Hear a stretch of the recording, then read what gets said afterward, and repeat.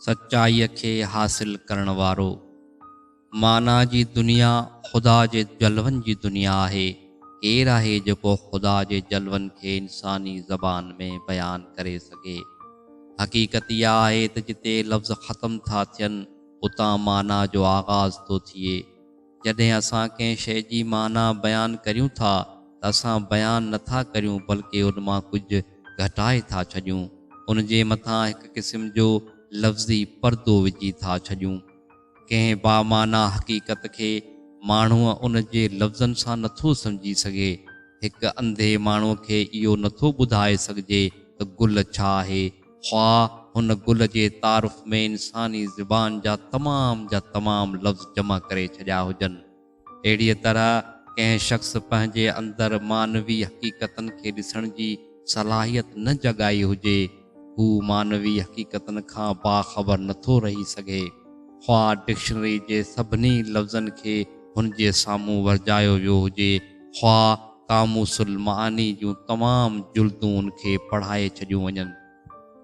हिदायत हर माण्हूअ जे फितरत जी आवाज़ आहे, पर हिदायत उन खे मिले थी जेको पंहिंजे अंदरि उन जी सची तलब रखंदो हुजे, जेको पंहिंजे अंदरि सचाई जो खुटको खणी हले, सचाई जंहिंजी ज़रूरत बणिजी वई हुजे, जेको सचाईअ खे हासिल करण लाइ एतिरो बेक़रार हुजे जो हुन जी यादि सां सुम्हंदो हुजे ऐं उन जी यादि खे खणी जाॻंदो हुजे।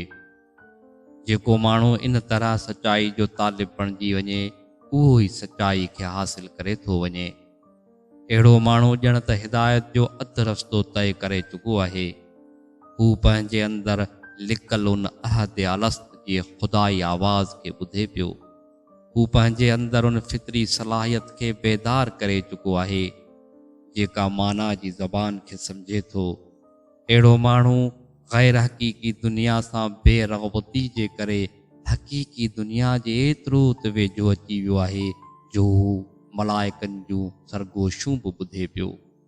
पैगम्बरनि तलाश हक़ जी राह में माण्हूअ जो मददगार आहे।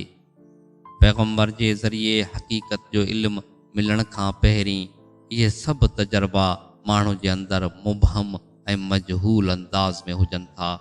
उन खां पोइ जॾहिं पैगम्बर जी आवाज़ उन जे अंदरि दाख़िल थिए थी त हू उन किताब फितरत जी तफ़सीर बणिजो वञे। हू पंहिंजे अंदरि लिकल इशारनि खे ज़बान थो ॾेई छॾे। क़ुरान ऐं क़ुरान खे पढ़ण वारो हिकु थियो वञनि। क़ुरान हू थो थी वञे ऐं हूअ क़ुरान।